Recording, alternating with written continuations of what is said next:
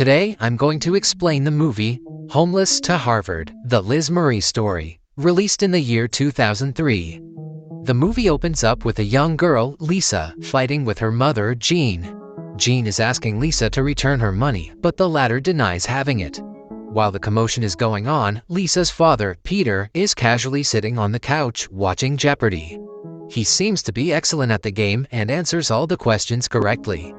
Meanwhile, Lisa's sister, Liz, overhears her mother squabbling for money and behaving strangely.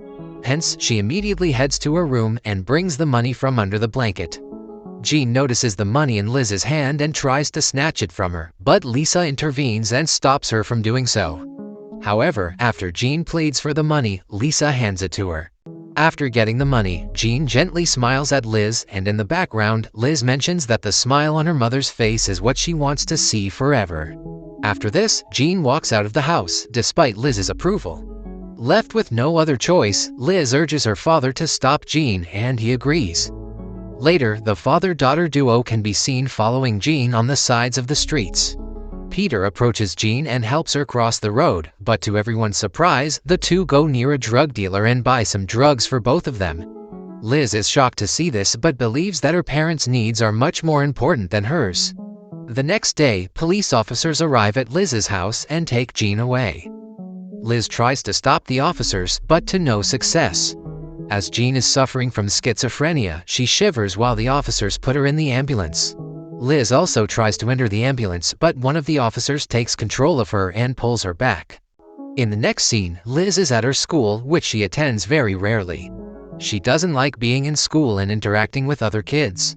Because of her family conditions, she often takes showers, and as a result, her classmates tease her for stinking.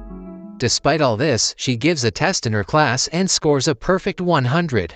Her teacher is surprised to see that and hands her a few clothes, suggesting she come to school regularly. She also asks her about how she's able to score so well without coming to school. In reply, Liz tells her that she reads a lot of encyclopedias at home. Before leaving, the teacher threatens her by saying that if she does not come to school regularly, she will inform child welfare and the rest will be done by them. After coming back home, Liz finds out that her mother has returned. She goes straight to her mother and shows her the perfect score she got on the test. Jean becomes very happy to see the results and suggests Liz to study hard. She also mentions that she's suffering from AIDS and needs to be away from drugs. Jean then requests Liz to come with her to her father's place, but Liz refuses to leave Peter alone. Hearing this, Jean gets enraged and storms out of the room. The scene then fast-forwards a few days, where Liz is having biscuits with water. One can clearly see that Peter is not taking good care of Liz.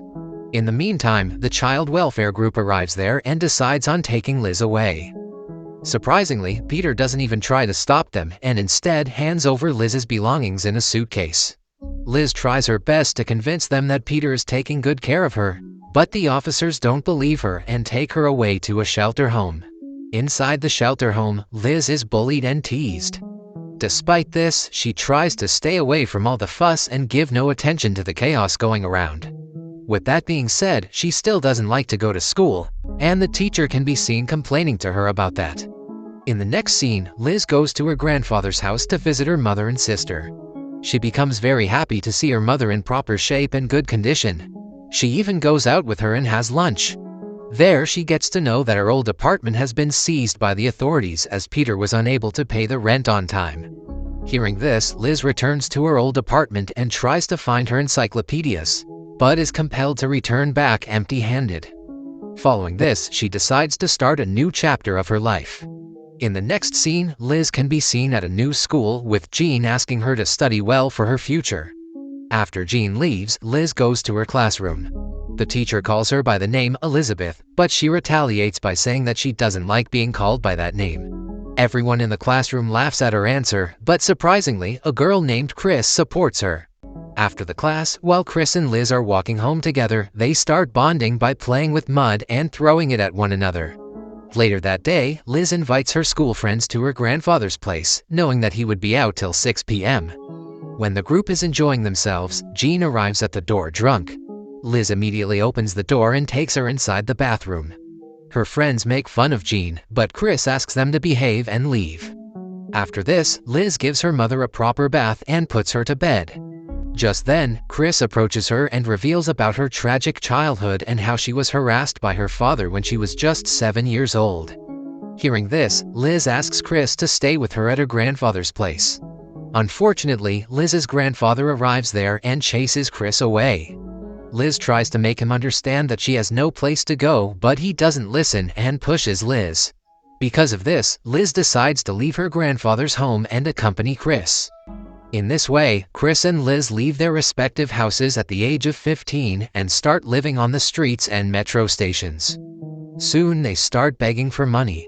Sometimes they also sneak inside their friends' houses and spend the nights. As the duo becomes more desperate for food, they even start stealing grocery items from supermarkets. After spending some days alone, Liz reveals that the outside world is cruel and her home is where her mother is. She comes back to Jean and helps her change for bed. When Jean inquires about where she's staying, Liz reveals that she's been staying with her friends because her grandfather hit her and she could not stay there anymore. Although sad for her daughter, Jean suggests Liz to continue going to school. After Jean falls asleep, Liz walks out of the house and again starts living with her friends. One day, Liz stops at a bar where Jean often visits. After not finding Jean there, she presumes that her mother has finally quit drinking.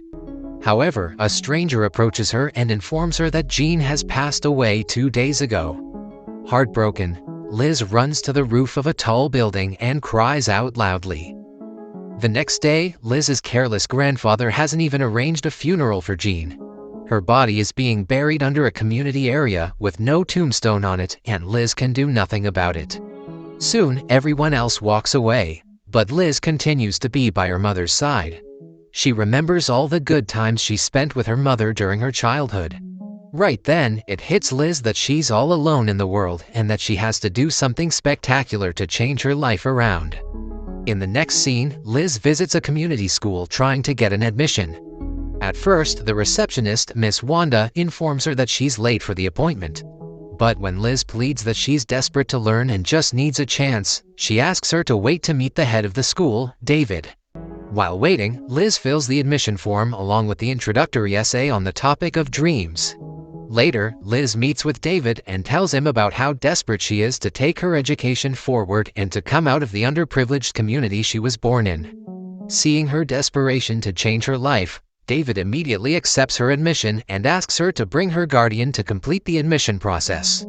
After this, Liz goes straight to Peter, who's living in a shelter home. She somehow convinces him to help her get the admission, and he agrees. Later, Liz brings Peter to the school, where he talks awkwardly but gets the admission process completed. Before returning to the shelter home, Peter tells Liz that he too is suffering from AIDS. Hearing this, Liz becomes devastated and starts crying. This time, Peter comforts her and suggests that she stay at school and complete her studies.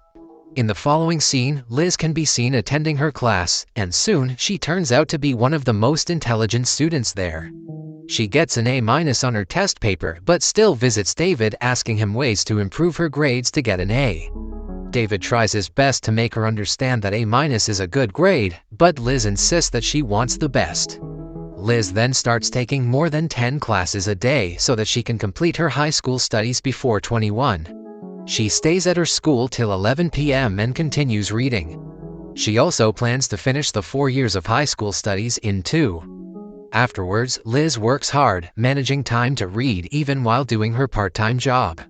One day she meets with Chris on the side of the railway platform. She takes her to the school asking her to join, but Chris seems quite ignorant.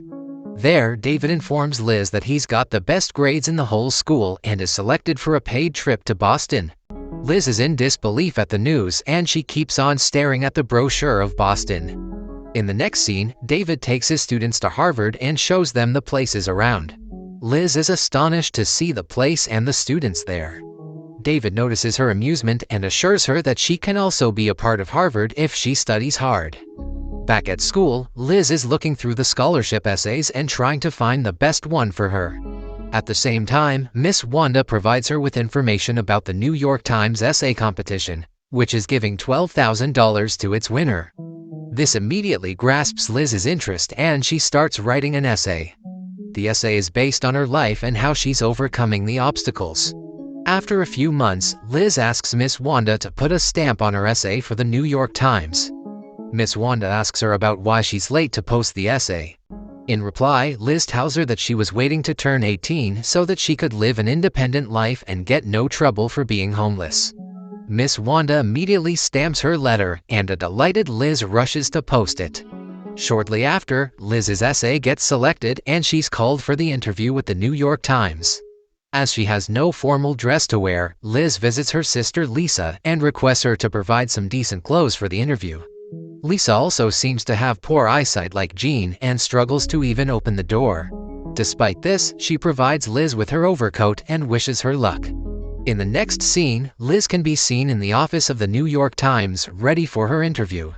There, she tells the interviewers about how desperate she is to study further and that it's not possible without the scholarship. She also tells them about how much she loved her mother, despite her being a drug addict, legally blind, and schizophrenic. After the interview, the New York Times editor approaches her and informs her that she has won the New York Times scholarship. Hearing this, Liz becomes so happy that she hugs the editor. Following this, the New York Times organizes a media announcement program and declares Liz as the 6th New York Times scholarship winner. There, Liz is asked about how she achieved all this, and in reply, Liz mentions that she had no other choice than to work hard and bring her life back on track. She also mentions that she'll give everything back to the community after she's able. Liz then walks out from the podium, with everyone taking pictures of her and clapping for her.